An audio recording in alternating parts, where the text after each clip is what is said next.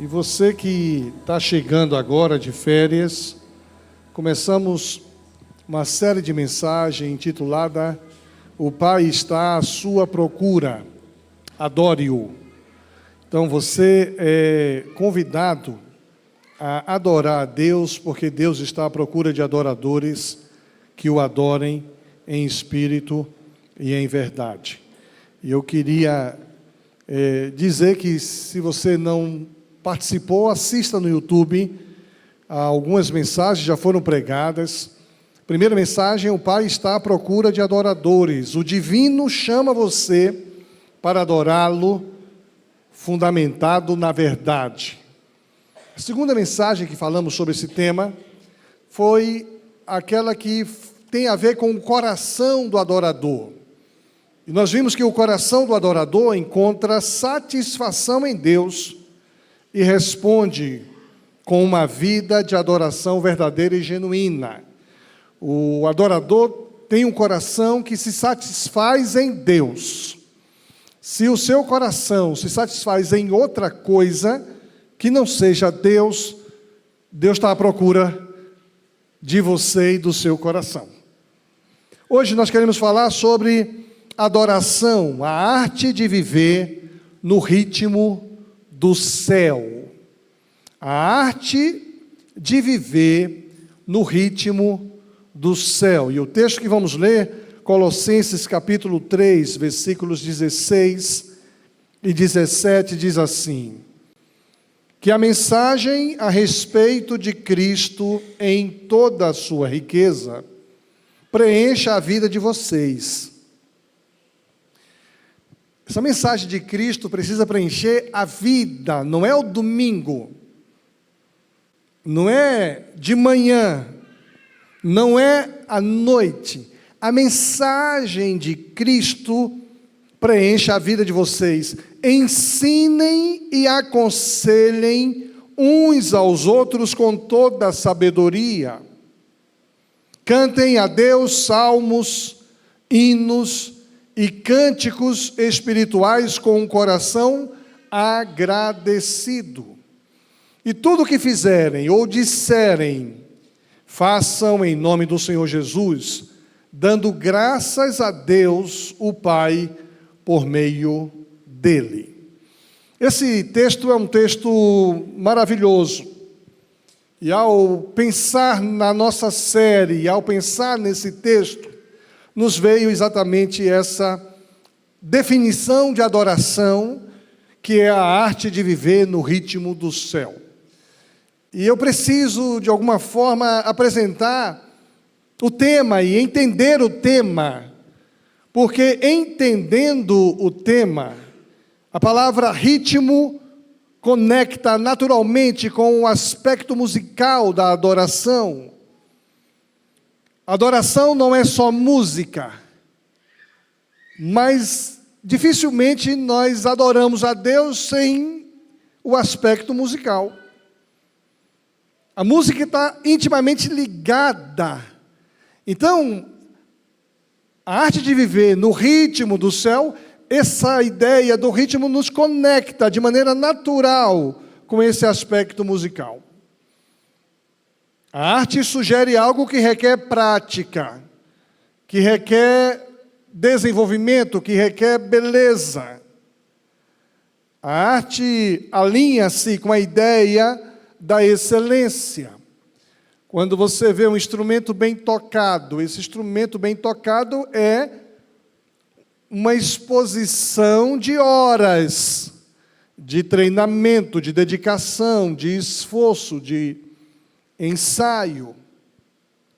Então, quando a gente pensa em uma música bem executada, a gente entende que por trás dessa boa execução tem toda uma dedicação.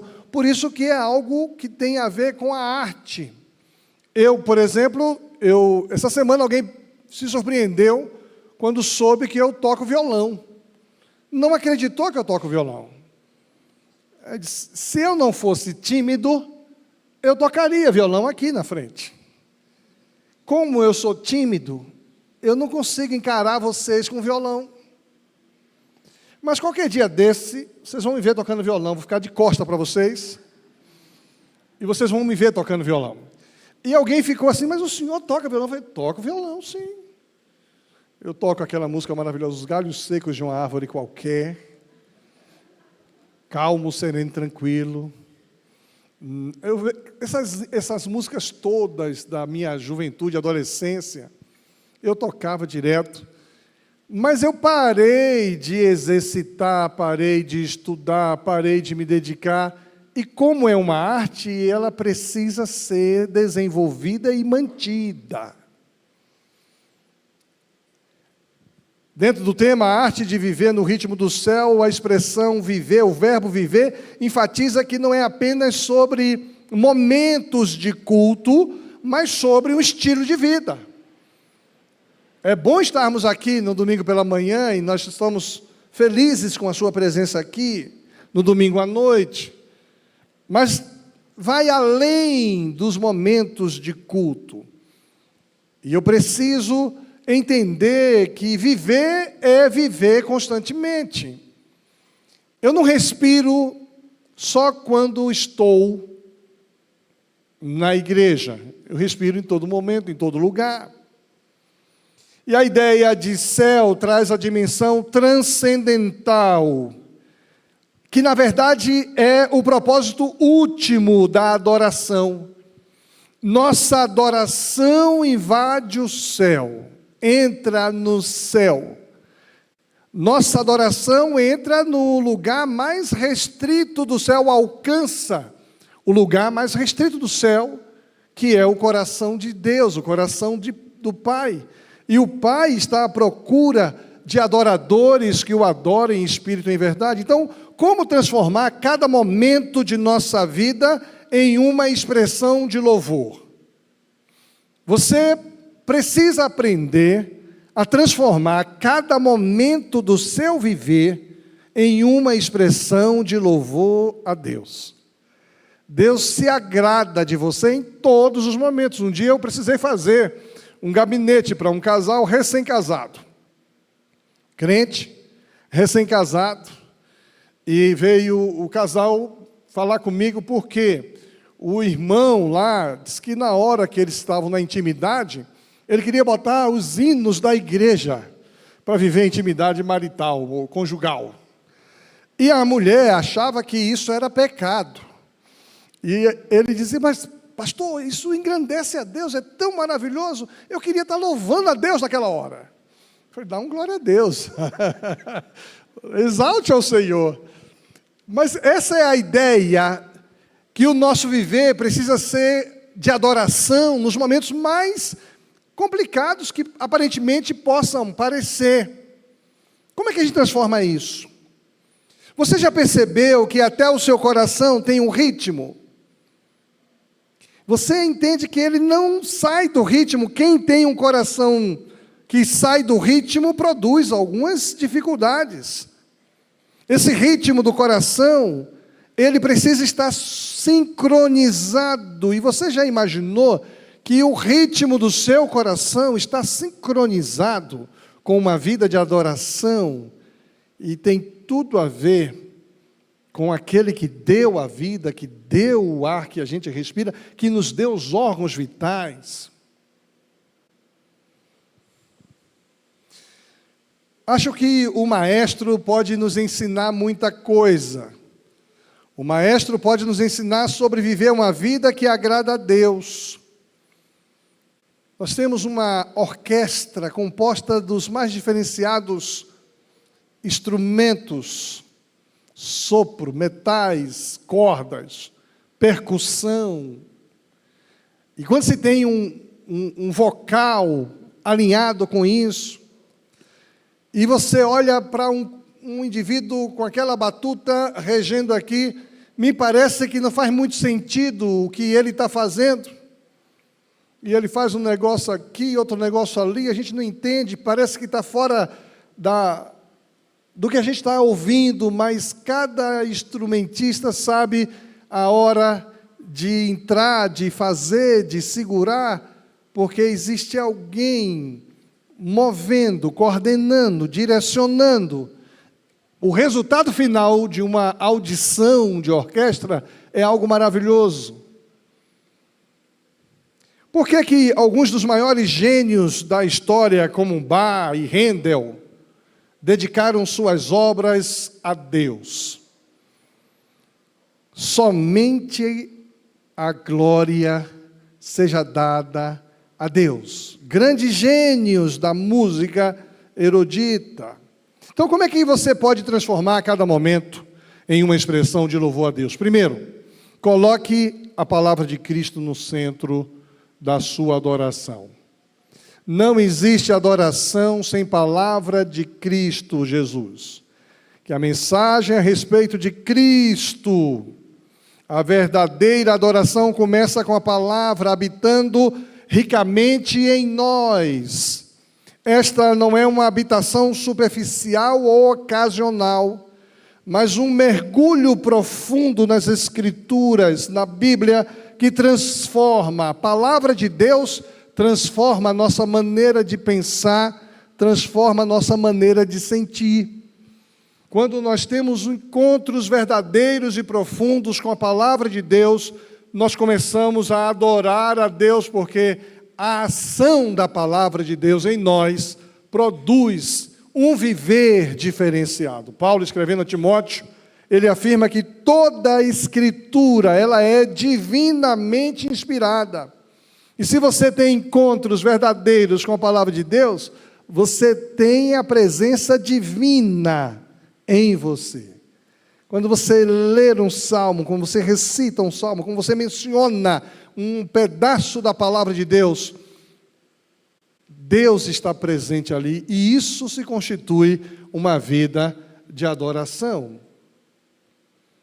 Quando o texto diz que a palavra de Deus habite ricamente, indicando uma abundância que vai além da mera familiaridade com o texto, que vai além de memorizar um texto ou decorar um texto. John Piper sabiamente observa: existe uma conexão direta entre o conhecimento da verdade e a verdadeira, autêntica adoração ao Senhor. Eu preciso conhecer a verdade para que a minha adoração seja verdadeira, seja autêntica. Quando você vê, por exemplo, alguém ministrando louvor, a ministração é uma condução à adoração. A ministração é algo que vai nos fazer continuar conectado com Deus. A ministração na adoração não é uma pregação, não é uma informação, não é um diálogo com a plateia. A ministração na adoração é uma condução a entrarmos e continuarmos na presença de Deus. Vai além de palavras e vai além de informações. E quando se tem a palavra de Deus nesse negócio, aquilo dá uma autenticidade, dá uma verdadeira vinculação com o Espírito Santo de Deus. Quando o som se vai, tudo se desfaz. Há momentos na nossa vida que nós precisamos ir além do som, porque Deus almeja que nós ofereçamos a Ele a verdadeira adoração. E é isso que nós vamos fazer agora. Adorar ao Senhor, porque Ele é digno de toda a honra, toda a glória, e de todo louvor e de toda adoração. A verdade bíblica precisa estar dentro, implícita, incluída. Quando nossa mente é saturada com a palavra de Deus, nossa adoração se torna mais profunda em seu conteúdo teológico, mais autêntica em sua expressão e mais transformadora em seu impacto. E eu falei domingo passado que é tão bom a gente cantar músicas que estão implícitas nestas músicas o texto sagrado. Como é importante. Ainda que a figueira não floresça, ainda que não haja fruto na videira, todavia eu me alegrarei no Senhor. Todavia eu me alegrarei no seu poder. A W. Tozer, sobre nossos pensamentos acerca de Deus, ele diz que o aspecto mais importante sobre nós ressoa profundamente quando nós pensamos em Deus e a nossa adoração reflete aquilo que nós cremos. A nossa adoração reflete a nossa teologia. Quem estava aqui logo depois do café, eu fiz menção a um episódio e alguém disse, é bonito. Eu falei, é bonito, mas teologicamente não é adequado. Isso aqui é um spoiler, quem estava aqui presente sabe. Quem não sabe, vai continuar voando. Porque tem algumas coisas que não refletem a nossa teologia, e a nossa teologia, ela é uma teologia bíblica. Não tem outro compêndio. Nós não temos o livro 2. Nós não temos o entendimento de fulano. Nós não temos segundo o pensamento de Beltrano. Nós temos apenas a palavra de Deus, e ela é suficiente, e ponto final. Então, como transformar cada momento em uma expressão de louvor e adoração? Traga a palavra de Deus para dentro de você. Tenha a palavra de Deus no seu coração. Tenha intimidade com a palavra. Eu me preocupo com alguns crentes que o único momento de intimidade que eles têm com a palavra de Deus é no domingo, na hora da pregação. Alguns põem um vídeo de um pregador que gosta, e esse é o único momento com a palavra de Deus. Eu quero dizer que existe algo mais sublime do que assistir, ouvir um sermão. Mais sublime do que isso, é ter você em encontro com a palavra de Deus, do seu jeito, folheando página por página, escrevendo, riscando. Conheço pessoas que têm o caderno da leitura bíblica e dos apontamentos. Conheço outros que põem o áudio e ouvem a palavra de Deus, fica ouvindo. Precisamos de palavra de Deus para que a gente tenha uma vida que expresse louvor e adoração ao Senhor. Em segundo lugar, deixe fluir sim a expressão musical na adoração. Colossenses 3,16, cante a Deus salmos, hinos e cânticos espirituais com o coração agradecido. Eu falava hoje pela manhã que eu tenho momentos que eu preciso botar os louvores, eu tenho uma playlist de louvores inspiradores. Tem horas que eu ponho aquele negócio e passo umas 3 horas ouvindo aquele negócio. Como aquilo me faz bem. Eu preciso deixar fluir a expressão musical da adoração. A gente disse que a adoração não é apenas música, mas música está intimamente ligada na adoração. 3 dimensões do canto espiritual o apóstolo Paulo apresenta no texto que lemos. 3 formas distintas de expressão musical. Ele chama lá naquela compreensão salmos, ou seja, os cânticos inspirados no saltério. Salmos, cânticos espirituais, que são fruto de um momento em que eu e Deus vivenciamos uma experiência, e isso foi feito uma composição, isso se transforma em uma adoração, em que eu digo, olha, quando o som se vai, tudo se desfaz, mas eu me achego a Ti, para dar-te, ó Deus, algo de valor. E o Senhor tem tudo. O que é que eu posso dar que tem valor para Deus que Ele ainda não tem? A minha adoração, o meu louvor. Então, os salmos são cânticos espirituais que são expressões que estão registrados, gravados na cultura judaica, no saltério.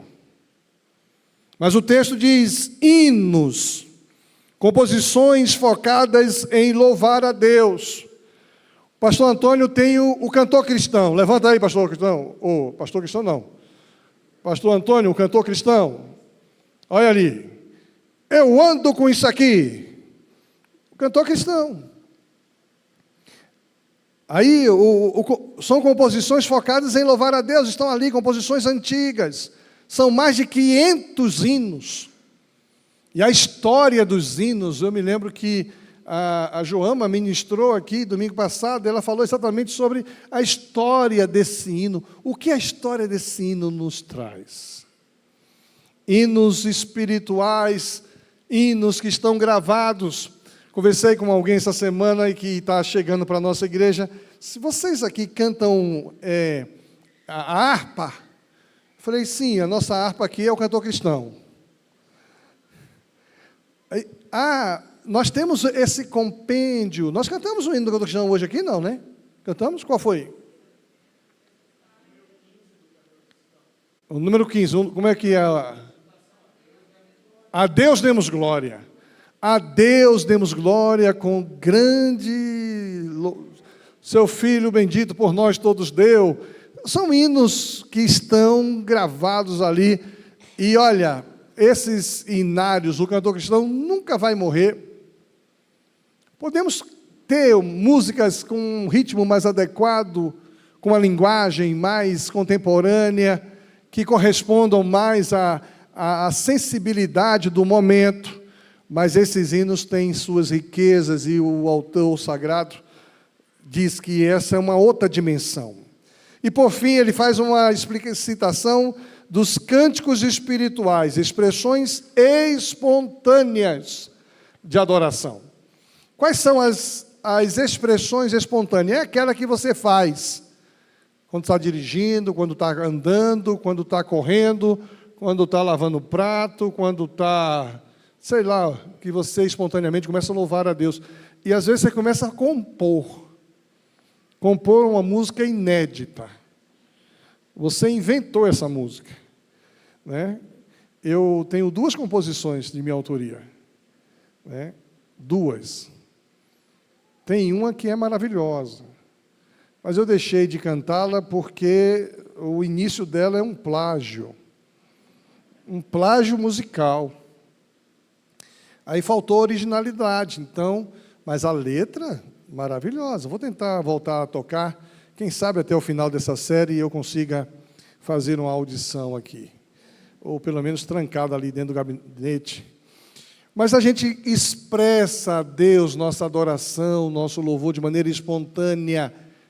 Tem gente que, por exemplo, admira quem vem cantar aqui na frente, quem toca aqui na frente, mas não consegue cantar e louvar a Deus aí. Aqui na igreja nós temos várias bandas, várias equipes de louvor, e eu digo para elas, olha, por que quando você não está lá na frente, você não adora a Deus com a mesma alegria que você adora quando está lá em cima? Do mesmo jeito que você adora o Senhor, ali em cima, você precisa adorar aí do lado. Uma vez alguém disse assim, fulano está me impedindo de adorar. Eu disse, não, pedindo de louvar. Por quê? Porque eu não estou cantando lá na frente. Pô, quem não serve para cantar aí embaixo, não serve para cantar aqui na frente também não. Então, a partir de hoje, vamos adorar a Deus em todo momento, em todo lugar, de todo o nosso coração. É isso que o autor vai dizendo. Existe por trás da música, dos cânticos, uma gratidão. Então, a gratidão como base da oração, a gratidão como base da adoração é o que nos faz adorar a Deus. O texto enfatiza, cânticos devem brotar de um coração agradecido. O coração agradecido vai produzir a Deus louvores, exaltação. Precisamos compreender o poder da música na adoração, vendo a música como uma dádiva divina. A música tem um poder de elevar o espírito. Eu tenho a experiência de pregar no Brasil todo. E às vezes eu estou em uma igreja, um louvor maravilhoso está acontecendo ali, me eleva o espírito e eu estou pronto para subir para pregar.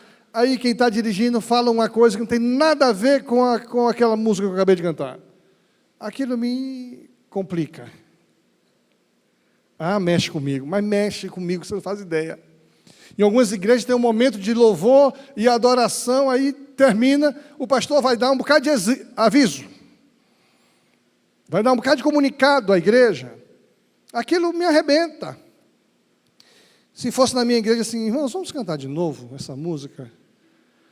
Porque esse momento eleva o espírito. Esse momento é um momento que a música tem um poder de combater as influências negativas de pensamentos, de desvio de atenção e até de sentimentos. Quantos sentimentos negativos, de tristeza, de revolta, de chateação, a gente chega aqui muitas vezes chateado, nervoso, e uma música que nos eleva o espírito neutraliza aquela influência negativa. Há um poder na música de unir a congregação em louvor e adoração. Como é bonito quando a gente consegue ouvir a sua voz cantando, louvando a Deus. Tem algumas pessoas que sentam aqui perto de mim, como eu gosto de ouvi-los cantando. Eu gosto que vocês sentem perto de mim também, fiquem em paz. Mas tem alguns que cantam, precisa ver. O Sérgio canta que é uma beleza do meu lado. E ele não conhece direito as músicas, às vezes ele canta de um jeito. Mas é bonito de ver o entusiasmo do Sérgio. Atílio, o pai, canta com alegria, com entusiasmo. E eu canto com eles. Há essa união da congregação, o louvor e a adoração precisam unir. Eu acho que quando você não canta aí onde você está, e você simplesmente assiste a equipe que está aqui, você está perdendo uma conexão de adoração poderosa. A Bíblia diz que no meio dos louvores, Deus habita. Como é bonito de ver a igreja louvando e adorando a Deus. Então você vai transformar cada momento da sua vida em expressão de louvor e adoração, quando você tem encontros verdadeiros com a palavra de Deus, quando você louva a Deus com toda a sua alma e todo o seu coração. Em terceiro lugar, deixe-se envolver pela totalidade da adoração. Em tudo que fizerem ou disserem, façam em nome do Senhor Jesus, dando graças a Deus. Adoração como estilo de vida. Não é um momento que agora eu vou adorar. O meu viver adora o Senhor. Paulo expande o conceito para além dos momentos formais de culto. Tudo o que fizer, cada aspecto da vida do crente, esta visão holística da adoração, ela é revolucionária. Eu me lembro que houve uma época na minha casa do meu pai, lá em casa, vocês sabem, são 6 irmãos, filhos homens, meu pai e os 6 das 7, só tinha minha mãe de mulher. Gente, dar conta de uma casa com 7 homens não é fácil.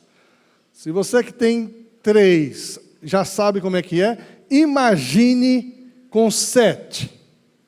Então, minha mãe tinha que fazer uma tabela, cada um tinha uma atribuição. Fulano põe a mesa, Beltrano lava os pratos, fulano varre a casa e fulano lava o banheiro. E eu gostava de lavar o banheiro.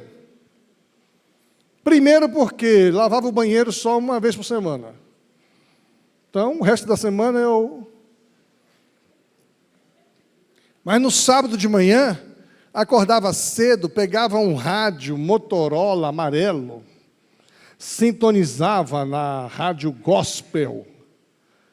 Olha, gente, eu ficava dentro daquele banheiro, louvando a Deus, cantando, na hora de passar o azulejo no ritmo. Sabe, lavava o banheiro, passava a manhã toda, e minha mãe, menino, não acabou ainda não, ainda não. Era um momento só meu, de louvor e de adoração ao Senhor, naquele ritmo ali, lavando o banheiro. Tudo que fizer, não é seletivo. Esta visão transforma situações, transforma atividades cotidianas em atos de adoração. Lavar um banheiro é uma atividade cotidiana, lavar prato. Ainda hoje eu vou para a cozinha, às vezes eu ponho aqui e fico ouvindo, às vezes fico estudando, ouvindo textos sagrados. Todo momento da vida. Remove essa separação entre o sagrado e o secular, que os teólogos chamam de dicotomia. Tudo é sagrado, mesmo vivendo a minha secularidade. Remove essa separação e santifica cada momento da vida do crente. E cada momento, ontem alguém disse, eu vou assistir o Atletiba. Aí veio cedo da nossa reunião ontem da chácara para assistir o Atletiba. E eu falei, e aí, como é que foi o jogo? Foi 0-0. Falei, então está tudo bom, zerado está bom. Mas no final quebrou o pau as duas torcidas. Eu falei, você tem que torcer para outro time. Deixa de torcer por esse time que vive brigando aí, que não é coisa de Deus. Mas ainda assim, eu falei para vocês que eu fui assistir o jogo do Flamengo e Palmeiras. Aquilo não é de Deus. Gente, palavrão, xingamento, hinos demoníacos, de xingando a mãe do juiz, não tem nada a ver. Faz parte da música que eles cantam, adorando lá naquela igreja. O resultado não podia ser pior. O meu time perdeu de 3-0. Para Deus me dizer assim, nunca vai num negócio desse aí, assistir esse. Às vezes eu quero ir assistir o Paraná agora, viu? O Paraná eu vou, porque o Paraná não tem briga, espero que não tenha xingamentos. Eu acho que a torcida do Paraná não é agressiva, não é hostil. A torcida do Paraná deve expressar essa união que é, a união de times. E de alguém que é humilde, que está lá embaixo. Torna os outros superiores a si mesmo. Time de crente é o Paraná Clube. Está lá embaixo. Mas será que dá para a gente louvar a Deus em um campo de futebol? Lá no Flamengo não dá, não. Lá não deu, Ana. Me desculpe. Aquilo, Maracanã lotado. Aquilo não é ambiente para um crente. Eu me senti mal. Me senti muito mal, estou falando sério. Mas, às vezes nós estamos em lugares e ainda assim, será que a gente consegue adorar a Deus em todo lugar? Tudo o que fizeres. E a expressão em nome do Senhor Jesus, que está no texto, implica em autoridade delegada. Eu estou aqui em nome de Jesus, não em meu próprio nome, representando uma consciência de que eu sou até pecador, falho, mas eu estou em nome de alguém que é todo-poderoso, que tem todo o poder no céu e na terra. Ele mesmo disse, todo o poder me foi dado no céu e na terra. Portanto, vão, ide, façam discípulos, vivenciem a adoração, alinhando o caráter e a vontade. Eu vou fazer porque sou, vou fazer. Eu não vou me deixar levar por vontades que reflitam que eu não sou. Isso é a verdadeira adoração que alinha caráter e vontade.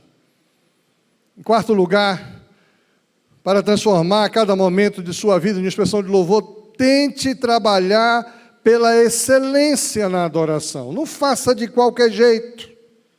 Não faça de maneira irresponsável. Eclesiastes 9:10 diz, tudo o que você tiver de fazer, faça o melhor que puder. Pois no mundo dos mortos não se faz nada, e ali não existe pensamento, nem conhecimento, nem sabedoria, e é para lá que você vai. Esse é um texto pesado. Tem muita gente que acredita que depois da morte vai poder fazer alguma coisa. Na concepção aqui do autor, do Antigo Testamento, não tem como você fazer nada lá que vai interferir aqui, passou. Então, já que você tem que fazer, faz agora de todo o teu, tudo quanto tiver à mão para fazer, faze-o conforme as tuas forças, de todo o coração. A minha adoração tem que ser genuína, verdadeira, cheia de vida. O chamado à excelência não é perfeccionismo, hein? Cuidado com esse negócio.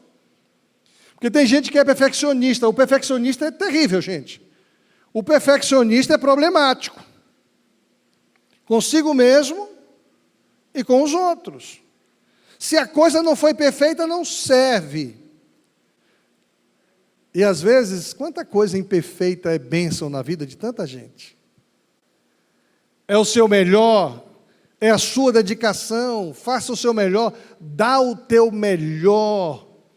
A gente cantava aqui no milênio passado, dá o teu melhor para Deus. Faça o melhor. Faça o melhor. Faça o melhor para Deus. Faça o melhor. Faça o melhor para Deus. Filhos do homem. É verdade, gente boa. Faça o melhor para Deus. Agora, se não ficou perfeito, eu não vou fazer. E aí deixa de fazer. Se não ficou perfeito, eu não realizo. Então, fazer o melhor não é perfeição, não. Não é perfeição, não. Mas é o seu melhor. Dá o teu melhor para o mestre. O hino do cantor cristão. Dá o teu melhor para o mestre. Mas tem muita gente que sabota o melhor para Deus porque quer entregar o melhor para outras coisas. E quase sempre as outras coisas é o outro lado do muro. Quando você dá o teu melhor... Quer ver um negócio interessante? Tem gente que dá o melhor para o trabalho profissional. E para a igreja, se der tempo eu vou, se eu acordar disposto eu estou. Para o trabalho não, segunda-feira eu estou ali, né, com o meu melhor. Mas para as coisas de Deus, só faço se der, se tiver com vontade. Se não, não vou. Ai, meu pai é da geração passada, meu pai tem 86 anos. Eu estava sentado com ele criticando as igrejas de hoje. E eu achei tão bonitinho ele ali, perdido nos seus pensamentos, e falando, porque o povo agora não faz mais isso, não faz aquilo. Aí eu filmei ele aqui discretamente. Aí eu guardei aquela imagem dele criticando as igrejas de hoje, os pastores de hoje. Aí eu ia botar em um grupo, falei, não posso, ele nem sabe que eu filmei ele. Aí fui visitá-lo, falei, pai, olha isso aqui. Aí ele olhou. Ele disse assim, eu não entendo esses crentes de hoje. Se chove, não vai para a igreja. Se chove, não vai para a igreja. Se está frio, não vai para a igreja. Se está calor, não vai para a igreja. Eu não vejo esses crentes dizendo, eu não vou trabalhar hoje não, porque choveu. Eu não vou trabalhar hoje não, porque está muito quente. Eu não entendo. Ele fica bravo. Eu não entendo os crentes de hoje. E tem gente que dá o seu melhor. Não estou querendo dizer que você tem que deixar de ir para a igreja, ou melhor, deixar de ir trabalhar. Não, nem isso não. É que você tem que dar o seu melhor para Deus, e o trabalho é Deus que nos dá. Eu tenho que trabalhar com o mesmo entusiasmo que eu venho à igreja. Mas se eu trabalho com mais entusiasmo do que as coisas de Deus, aí tem alguma coisa errada? É isso que eu estou querendo dizer? Deu para entender? Porque às vezes eu tenho que lavar um prato com o mesmo entusiasmo que eu venho para a igreja.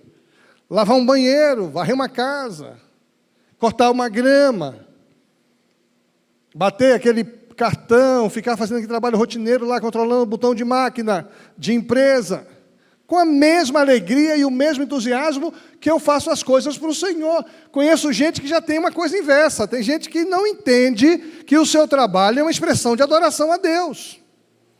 E eu deixo isso para mim muito claro, que quando Deus me chamou para o ministério, foi quando eu entendi que se eu fosse ser um gari, varridor de rua, eu deveria fazer isso com o mesmo entusiasmo que eu faço para Deus.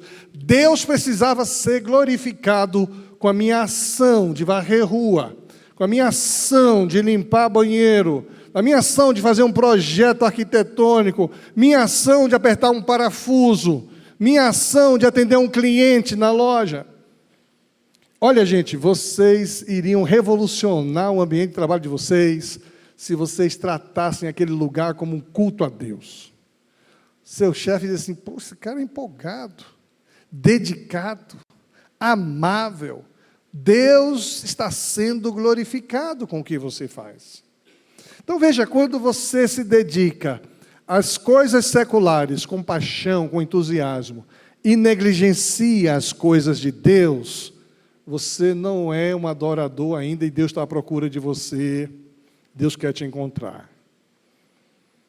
E se você é daquele que aqui faz tudo com muita alegria, com muito entusiasmo, e é relapso lá fora, Deus também está à procura de você. Deus quer te encontrar. Tudo o que você fizer. O chamado à excelência não é perfeccionismo, mas é uma resposta ao caráter de Deus. Deus fez tudo muito bom. Esse texto de Eclesiastes 9:10 nos chama a uma dedicação total em tudo o que fizermos. De maneira prática, é preciso que haja uma preparação, investimento em desenvolvimento pessoal e espiritual. Eu preciso me preparar para fazer.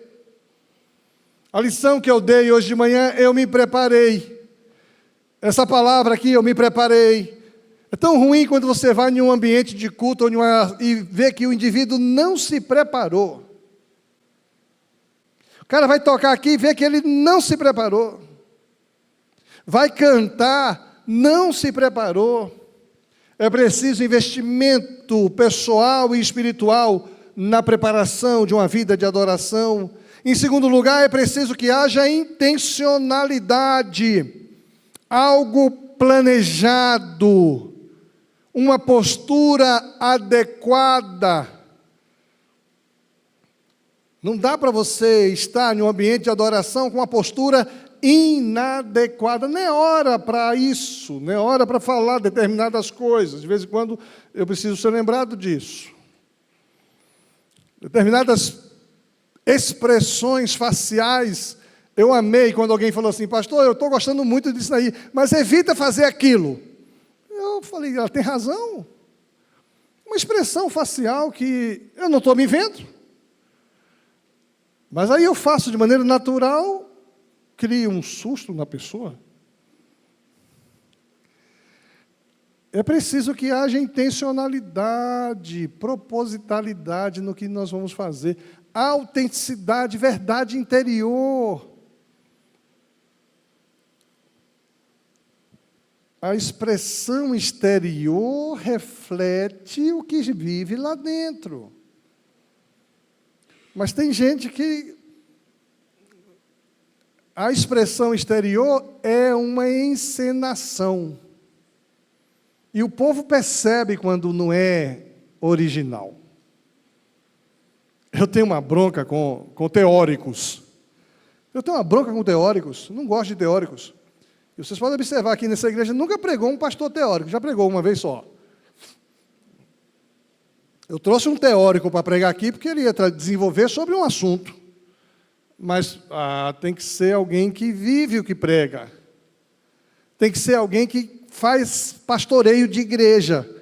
Porque os teóricos da academia não sabem o que é o dia a dia do ministério pastoral. A pregação é o suprassumo, não é, pastor Nilton? A melhor coisa do ministério pastoral é pregar aqui na frente.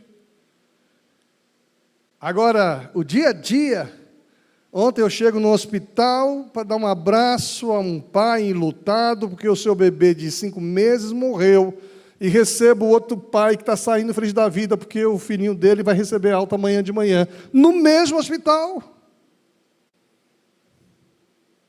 Essa realidade é dura, mas é o dia a dia. É preciso que haja autenticidade, verdade interior refletida na expressão exterior. Não é algo falseado. E nesse aspecto prático é preciso que haja o poder dessa comunidade. Eu sempre que penso em comunidade, eu penso em poder da comunhão. uma edificação mútua no corpo de Cristo.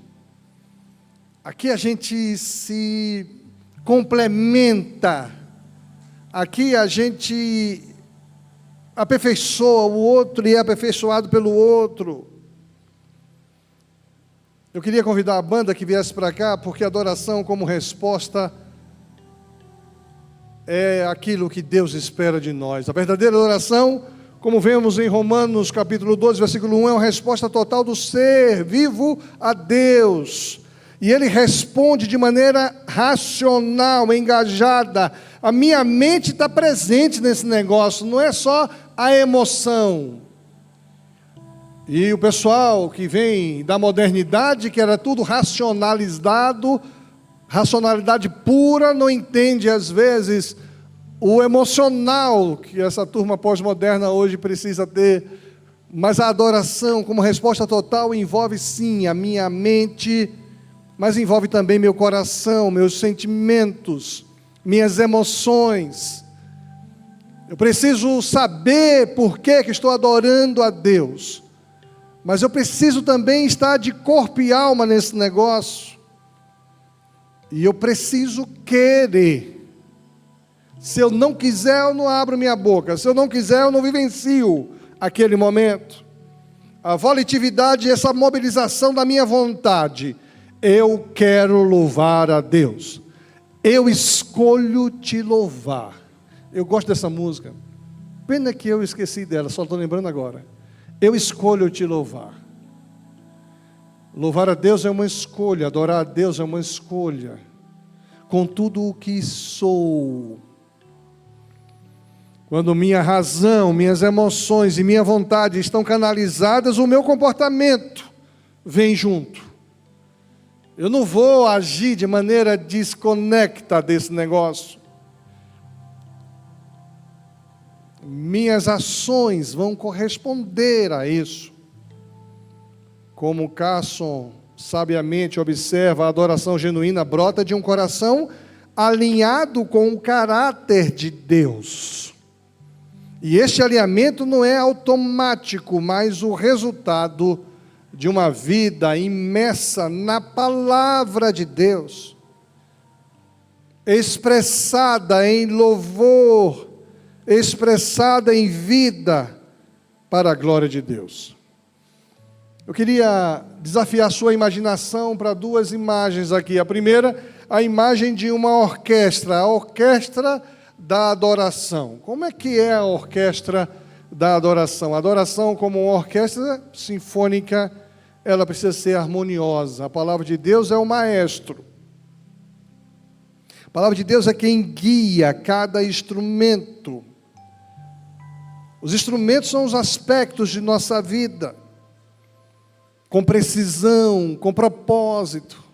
Eu fico olhando uma orquestra e tem um instrumento lá que o cara só toca uma ou duas vezes na música. O cara fica lá em pé com aquele negócio gigante. E nós estamos ali vendo aquela sinfonia maravilhosa e puf, acabou, é a participação. Mas se não tivesse aquele momento, não seria a mesma coisa. Alguns momentos podem o som vibrante dos metais, louvor expressivo, outros a suavidade das cordas, a adoração contemplativa. Cada crente é um músico único, tocando sua parte específica. O Espírito Santo é como a partitura que une todos os elementos, todos estão sendo dirigidos pelo Espírito. Quando cada instrumento segue fielmente a direção do maestro e está em sintonia com os demais, o resultado é uma música que transcende a soma das partes individuais, criando algo extraordinariamente belo e glorioso. Quando todo mundo, e você não ouve nenhum instrumento específico, mas você ouve o todo. É semelhante a um jardim vivo. A adoração é como um jardim em constante cultivo. A palavra de Deus é como a água e os nutrientes essenciais que alimentam cada planta. Diferentes expressões de adoração. Algumas são flores vistosas, momentos de louvor público. Outras são ervas aromáticas discretas, mas profundamente fragantes, aquela devoção particular. O Espírito Santo é como o sol que fornece a energia vital para o crescimento. As estações trazem diferentes fases, momentos de flores e momentos de não flores. O jardineiro, o adorador, precisa ser diligente, paciente, sabendo que o verdadeiro crescimento vem de Deus. O resultado é um jardim que não apenas é belo por si só, mas que também produz frutos que abençoam outros a glorificar o Criador. Essas duas metáforas, elas capturam aspectos essenciais da adoração, como a integração harmoniosa em diferentes elementos, a necessidade da direção divina. Deus dirige a adoração que Ele mesmo quer receber, o equilíbrio entre a expressão individual e a unidade coletiva. Todo mundo canta, mas todo mundo ouve. O processo contínuo de crescimento e de desenvolvimento. Deus está à procura de adoradores, porque o propósito final é glorificar a Deus. E eu posso glorificar a Deus no silêncio. Eu posso glorificar a Deus num som harmonioso. Eu posso glorificar a Deus em um estilo musical que muito me agrada. E eu posso glorificar a Deus no trabalho, no dia a dia. A minha oração nessa manhã é que tudo que fizerdes, em ações, pensamentos e palavra, resulte em uma vida de adoração. Deus está à procura de adoradores que o adorem em espírito e em verdade. E quando Deus encontra o adorador, a alegria do Senhor brota no nosso coração. A alegria domina a nossa maneira de pensar e viver. Que Deus te abençoe.